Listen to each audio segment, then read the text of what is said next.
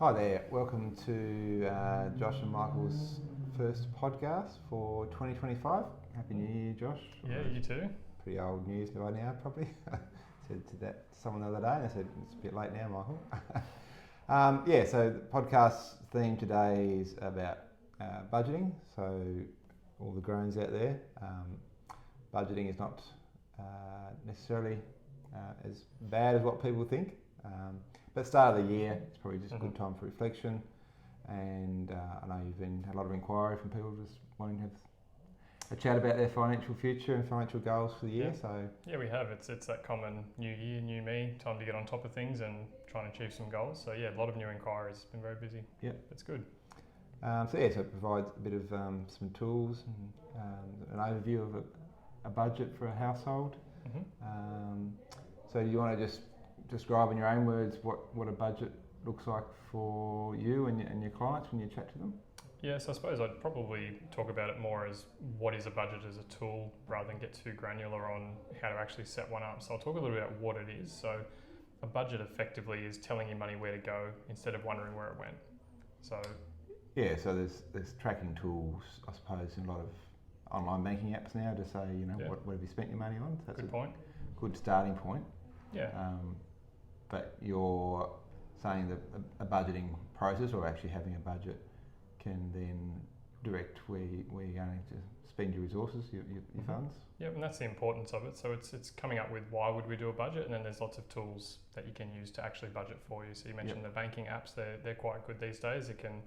If you log into your banking, oftentimes there's a bit of a link you can click and your expenses or your transactions get allocated to different categories. So whenever you go to Bunnings, it'll allocate that towards renovations as an example, Woolworths for groceries. So quite a handy tool if you're not someone who wants to actually open up a spreadsheet and put every single line item in there. Yeah, that's, I suppose, being myself, an accountant by trade, that spreadsheet's my second nature, but I understand it's not for everyone, and sometimes just old school pen and paper, people can sort of jot down where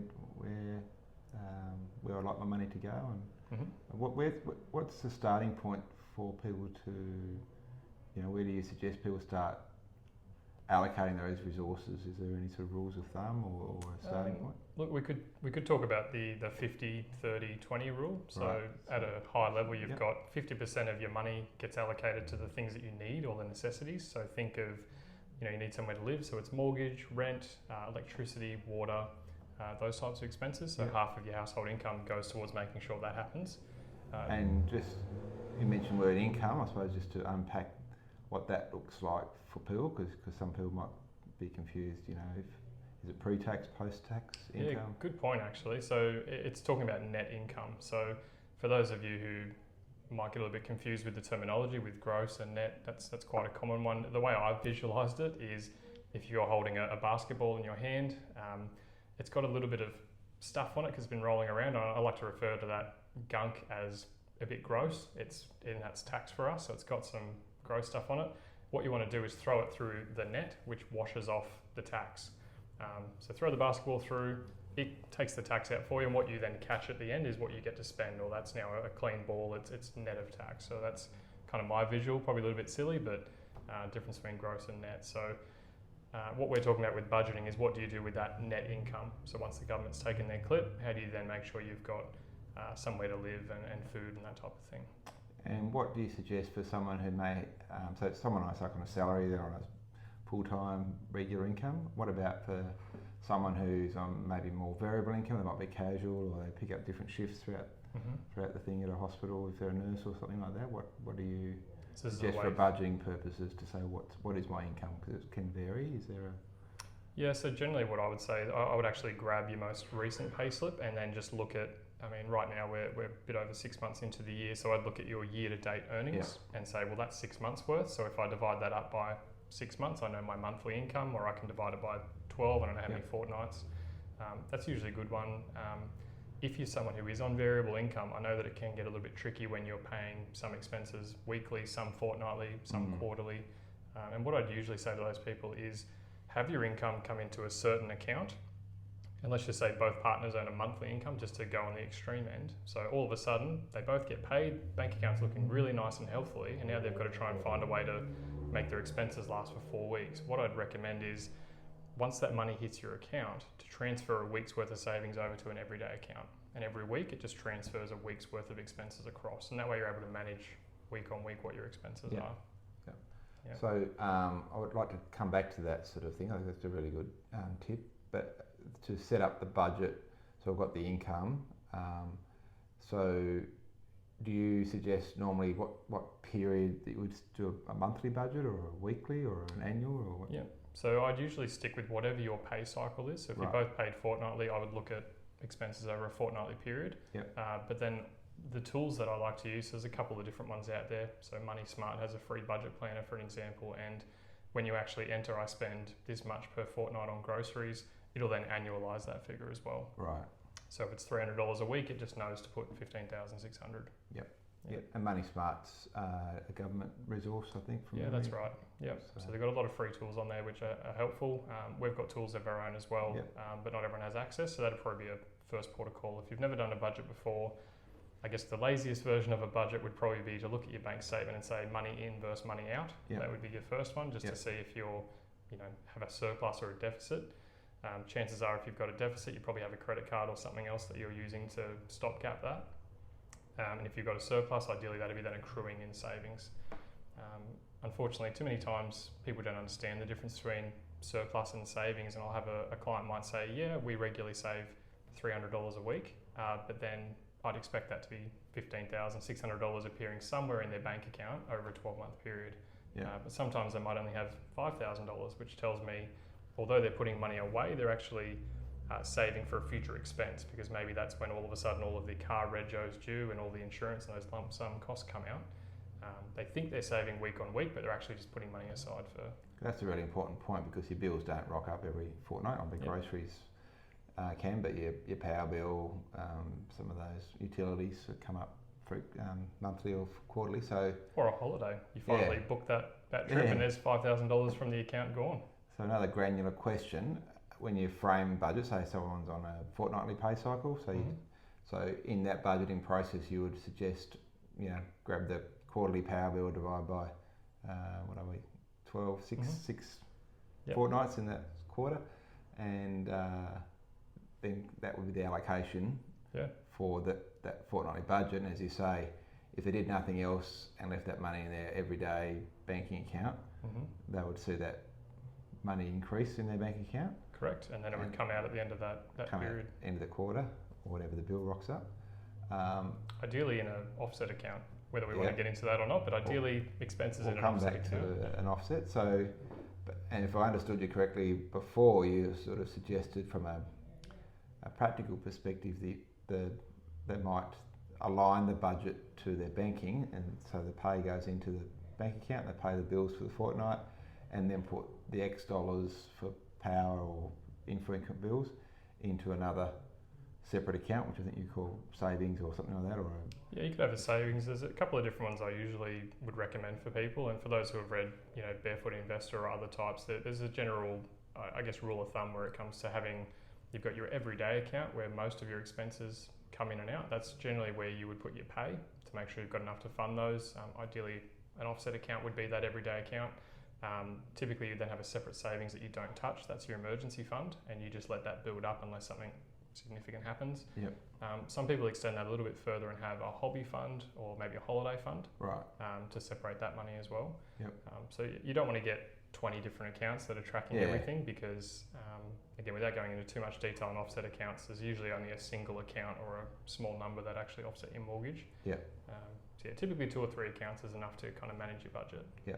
So we've got a budgeting process, we've gone through the process, and you get to the end, say, and you go, well, it's a minus. So what do you say there? So this is where your expenses for that week have exceeded what the income came through? That, say, if we use the example of a fortnightly cycle for Palmer's pay cycle? Yep.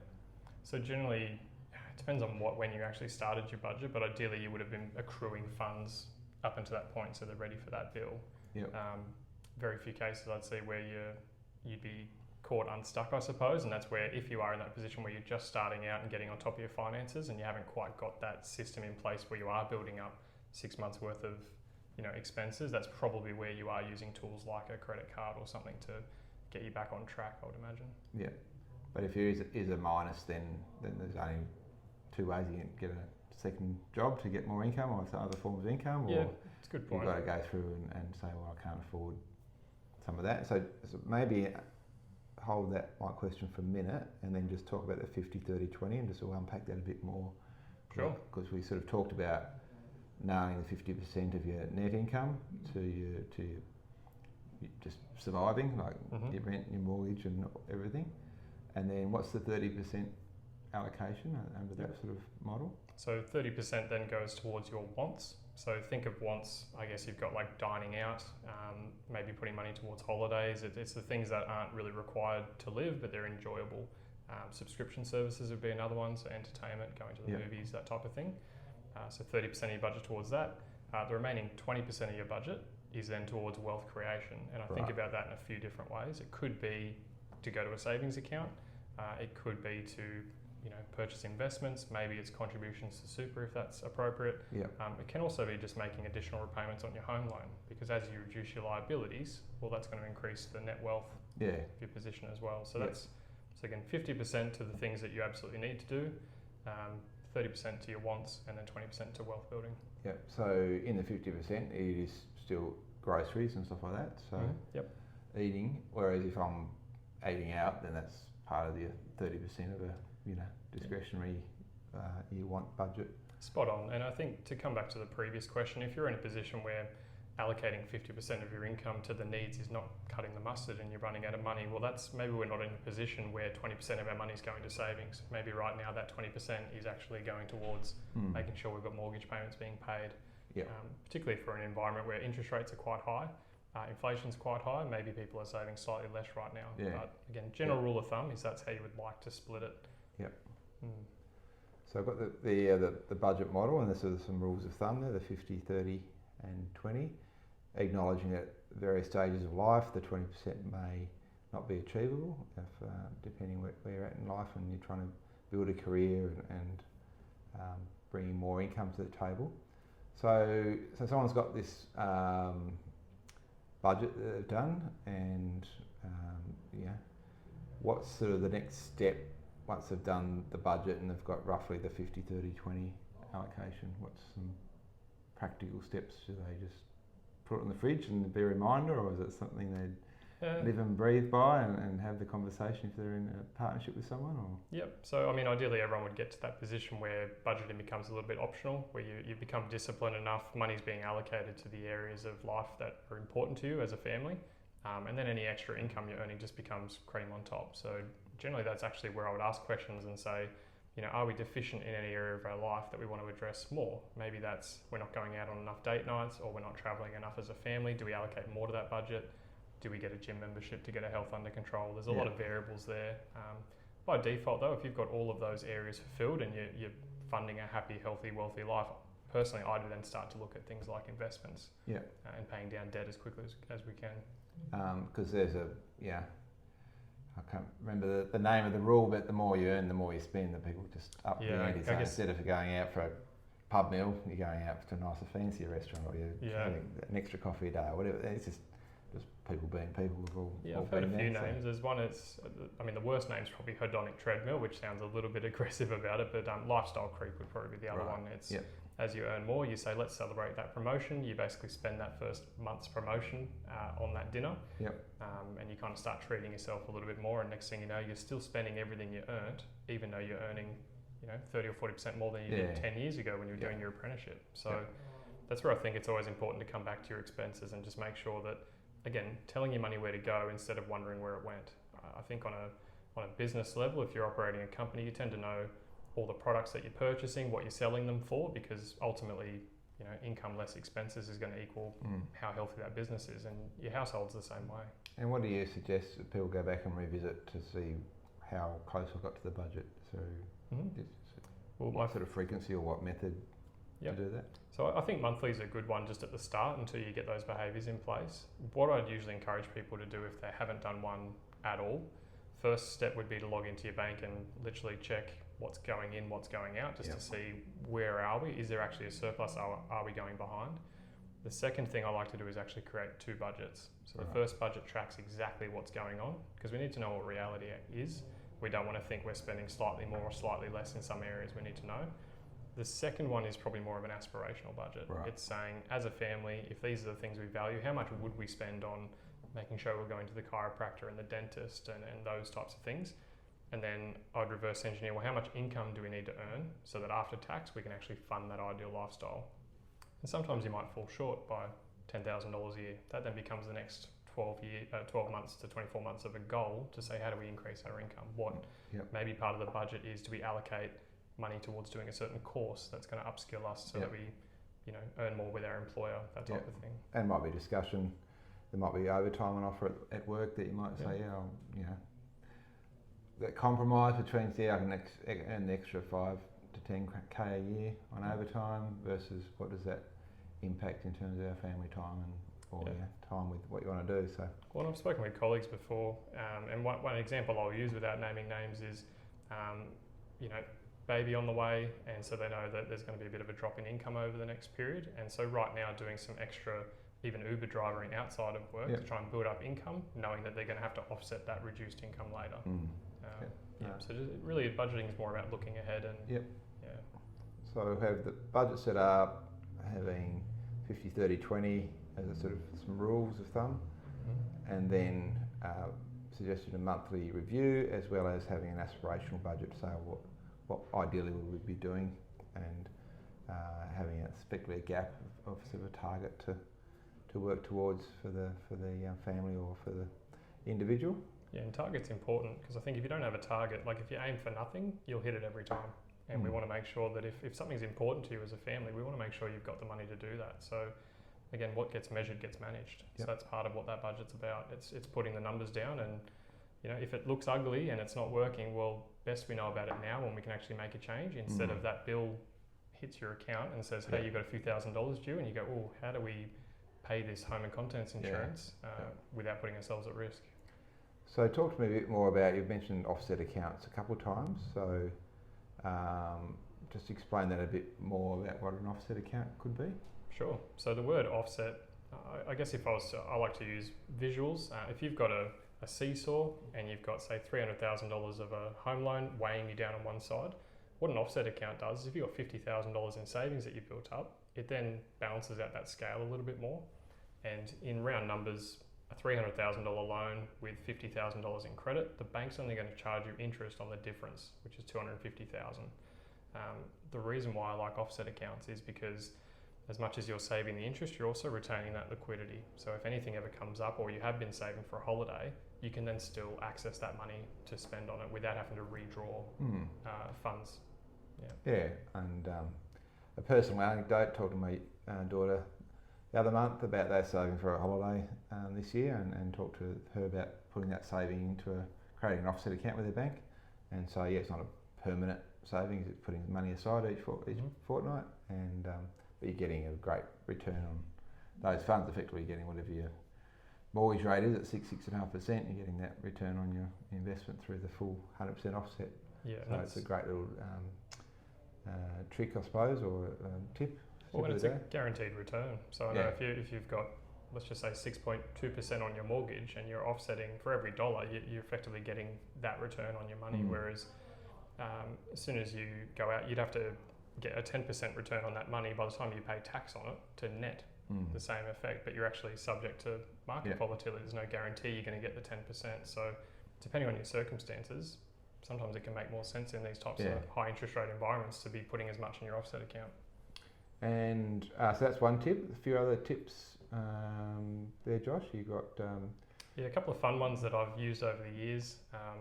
One of my favourite memories, actually, and I'll backtrack a little bit just to talk about, sometimes by just changing the way you spend the same amount of money can actually change its impact on your happiness, health and wealth. An example might be, you've had a long day at work and you just want to go home and get some Chinese on the way, a bit of takeout, sit on the couch, watch TV. Perfectly okay. However, maybe a better solution would be, well, if it's going to cost us the same amount anyway, do we actually go inside the restaurant instead? And maybe we invite some friends as well, and we have a bit more of a social outing. Same amount of money, but slightly happier. A smile on your face is always going to make you a bit healthier. So it's just changing some of those behaviours. I've got one memory as a child where we had this block of chocolate, and I'm pretty sure most people would be able to down a whole block of chocolate in one sitting if you wanted to. But what we ended up doing is we all had to throw these dice, and you had to get 2 sixes to be able to actually, you had to put on this costume, 3 pieces of clothing, so a funny hat, skirt, and then you're allowed to use a knife and a fork, and you could cut a piece of chocolate and have one at a time. And meanwhile, everyone else is trying to throw double sixes so they could then wear the fancy hat. A lot of fun. It was about half an hour of laughs and silliness. Best $4 we ever spent on a block of chocolate. So it just goes to show there's ways you can spend the same amount of money just in a different environment or a different way and have a much happier outcome. So that's always a fun tip for me. I always think, how can you look at your budget in a different way? And a couple of other tips, I suppose, is to look at some of your annual types of expenses, such as insurance, and maybe shop around different providers. Even going direct to insurance companies is worth the phone call. Yeah, well, even just payment frequency of payment is important. So some insurers will actually offer you a discount if you pay your entire bill upfront for the year. Sometimes it can be a few % off instead of just paying that monthly. So you think if you're going to have that expense anyway over a 12-month period, why wouldn't you try and get it as a discount if you could? So that can be important. Certainly reviewing things like your home loan rates with a broker or through the bank directly. Personally, I've saved a few $1,000s with just a 20-minute phone call, which is a great hourly rate that I can't reproduce constantly, but a good little tip. My wife and I called up Optus a few years ago. We were paying $50 a month each for our phone plan. Just through doing that process, it was probably about an hour on the phone, but now we've got 2 phones for $50 a month, which is great, and that's for 2 years. So I think those sort of providers are worth. My sort of rule of thumb is have a conversation once a year, just see if you're on the best plan, because often plans change and they just go fresh to the marketplace rather than to existing customers sometimes. So and sometimes the existing customers are offsetting the deals on the new clients. I'd also say you miss out on 100% of the stuff you don't ask for. So sometimes just by saying, it's not about playing hardball, it's really just going, as a family, we want to be intentional about our money. Is there a way we can have this same thing charged at a discounted rate? Just ask the question. The other one is like we're living in the era of all the different subscriptions that we have, and it's quite easy to get stuck into them all. It's just an opportunity to review that. I've had a forced opportunity, for want of a better word, where just before Christmas my credit card got hacked, so I had to cancel that, and it was a forced exercise to go back and question when you input the new credit card number into the subscription service, you go, do I really need this, stuff like that. So we can get overwhelmed and oversubscribed with what we want to consume at that various points in time. So it's another thing there. It's not about scarcity either. It's not saying let's not have any subscription services, but maybe there's free trials out there nowadays, but it's this month maybe we do Netflix, we watch all the shows we want, and then when we're scrolling we can't find anything next month, let's flick over to Stan or Disney. It's kind of rotating them as well, because it's very easy to have simultaneously so many subscriptions. All right, well I think we've sort of provided an overview, hopefully some worthwhile information about the budgeting, what it is, in terms of setting priorities for the future. As you say, it's sort of a future planning tool rather than often it comes with a negative connotation that I can't afford it, because it's not it's more about scarcity. It's more about just, as you say, that's a tool for abundance. Tool. It's a tool for creating the future that you want.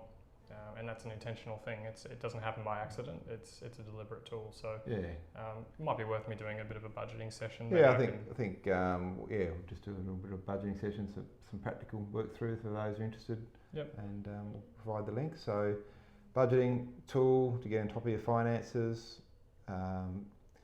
You've got the 50-30-20 split as a rules of thumb. You've got the tip to put it in the same cycle as your pay cycle. That's a nice, then people can say, I need to put X dollars away for insurance or whatever out of my each pay each fortnight. So that's a nice thing. Review monthly becomes a topic of conversation if it's a joint budget within a household or anything like that. And so some of those tips and tricks, if you're in a mortgage scenario, the offset account, as well as just thinking laterally about your spending habits and what the mix is, and to have that pleasure, so that 30% for your discretionary or your sort of things you like to do, but to sort of think outside the square sometimes. I know you do think always think outside the square with what you look at, and there's some great tips there. So hope it's been of use, guys, for the budgeting podcast, and well, thanks, Josh. No, you're welcome. We'll see you next time. See you soon.